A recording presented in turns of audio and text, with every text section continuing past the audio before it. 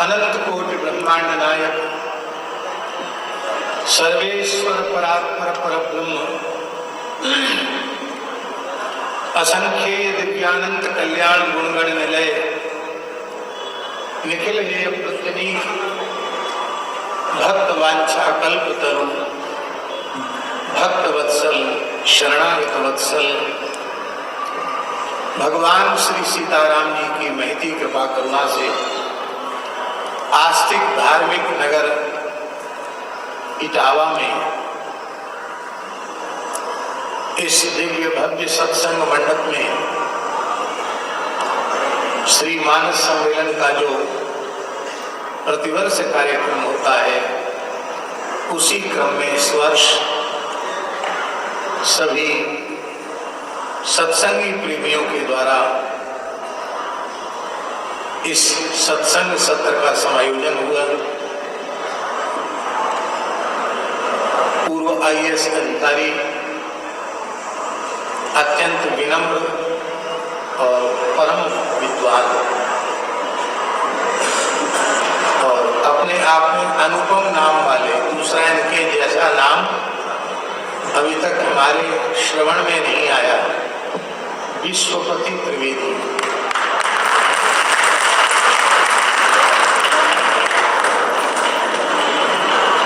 विश्वपति त्रिवेदी जी के प्रेमाग्रह को हमने स्वीकार किया और आप सबके भाव को, प्रेम को देखकर हमारा मन बहुत प्रसन्न है, बहुत आह्लादित है।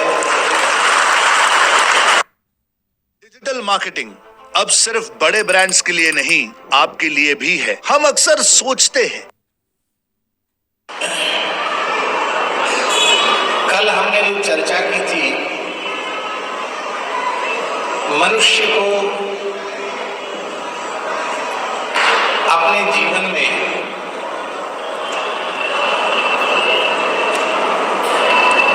मनुष्यत्व अर्जित करने के लिए, मनुष्यता प्राप्त करने के लिए श्री रामचरित्र की कितनी अधिक अनिवार्यता है, अपरिहार्यता है और उपादेयता है, इसकी चर्चा भगवत प्रेरणा से कल हुई। भगवान ने हमको मनुष्य बना दिया, पर हमारे भीतर मनुष्यता है कि नहीं, मनुष्यत्व है कि नहीं। आदि शंकराचार्य भगवान ने तीन वस्तुओं को अत्यंत दुर्लभ माना। दुर्लभम त्रयमेवैतत् देवानुग्रह हेतुकम मनुष्यत्वम मुमुक्षुत्वम महापुरुष संश्रया। ये तीन चीजें संसार में अत्यंत दुर्लभ है, मनुष्यत्व, मुमुक्षुत्व और महापुरुष का चरणाश्रय। मनुष्य के आकार प्रकार में दिखने पर भी आवश्यक नहीं है कि सब मनुष्य हो। आकृति मनुष्य के जैसी होती है, पर मनुष्यता उनमें नहीं होती। और हमारे धर्मशास्त्रों में तो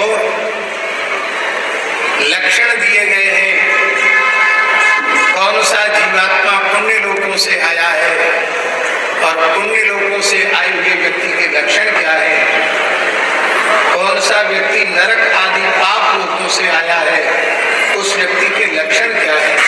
इन लक्षणों का विवेचन भगवान कृष्ण द्वैपायन व्यास जी ने महाभारत में और पुराणों में किया है।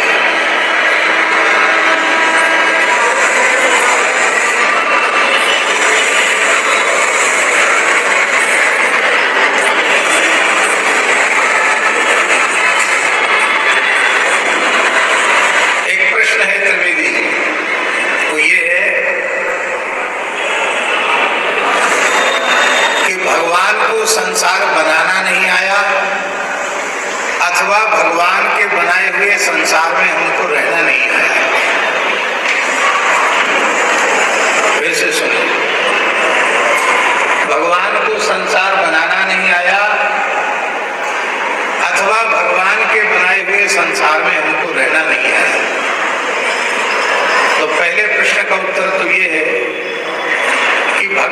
को संसार बनाना नहीं आया, ये प्रश्न निरर्थक है। इसलिए निरर्थक है कि यह जगत किसी सामान्य की रचना नहीं है। यह जगत भगवत संकल्प से प्रकट हुआ है और उस जगत के अभिन्न निमित्तोपादान कारण भगवान है।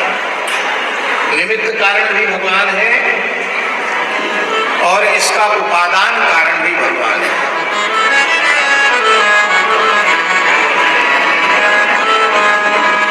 उपादान कारण का अर्थ होता है कि वस्तुतः जगत है ही नहीं, भगवान ही जगत बने हुए हैं।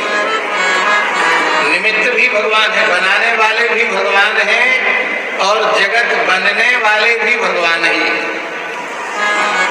इसलिए यह प्रश्न निरर्थक है कि भगवान को संसार बनाना नहीं आया। क्या आप कहना चाहते हैं कि सिर्फ 5 सेकंड का घरेलू उपाय, 1 चम्मच नमक और दालचीनी से बना पेय,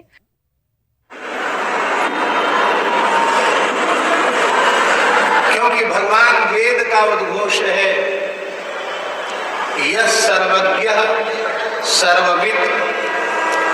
भगवान सर्वज्ञ हैं और सर्वविद हैं।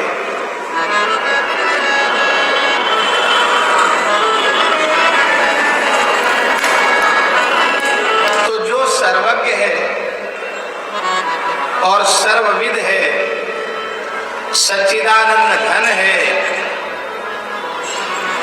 परम सुंदर है, उस परमात्मा की कोई भी कृति असुंदर नहीं हो सकती है, असत्य नहीं हो सकती है, अशिव नहीं हो सकती है, शिव स्वरूप नहीं। तो भगवान को जगत बनाना नहीं आया, यह प्रश्न ही निरर्थक है। ये प्रश्न ठीक नहीं है।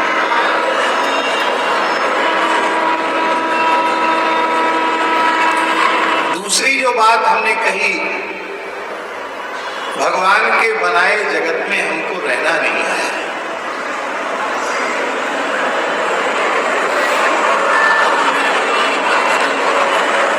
भगवान को जगत बनाना तो आया, पर भगवान के बनाए हुए जगत में हमको रहना नहीं। रहना कौन सिखावे?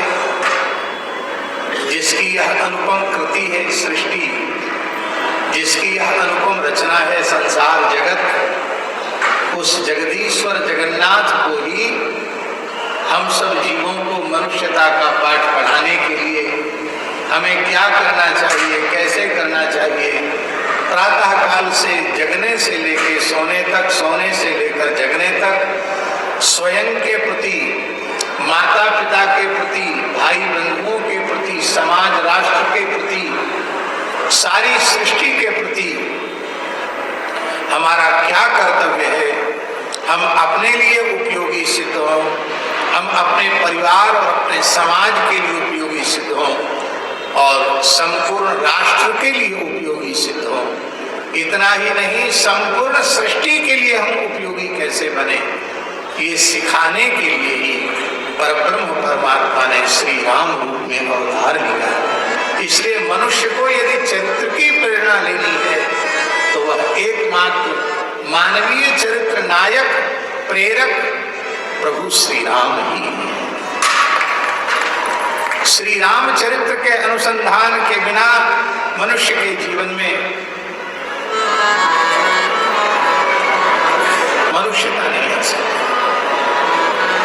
आपको एक पूज्य डोंगरी जी महाराज का संस्मरण सुनाऊं। डोंगरी जी का नाम आप सब जानते ही होंगे। श्रीमद् भागवत के वक्ता थे, परम गीतराग थे और मैं अधिक क्या कहूं, पूज्यपाद श्री डोंगरी जी के जैसे वक्ता डोंगरी जी ही थे। इस शताब्दी में उनकी उपमा या उनकी तुलना अन्य किसी से नहीं की जा सकती। ऐसा दिव्य पवित्र जीवन था।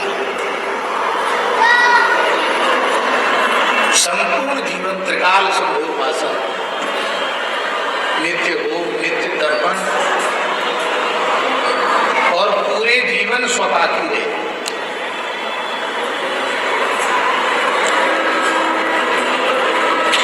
और जब युवक अवस्था थी तब तो श्रीमद् भागवत का नित्य भूल पा रहे हैं, मुश्किल से 4 घंटे विश्राम करते थे, बाकी सारा समय उनका साधन में जाता था और अपने संपूर्ण जीवन में एक कौड़ी भी, कथा से प्राप्त एक कौड़ी भी अपने शरीर में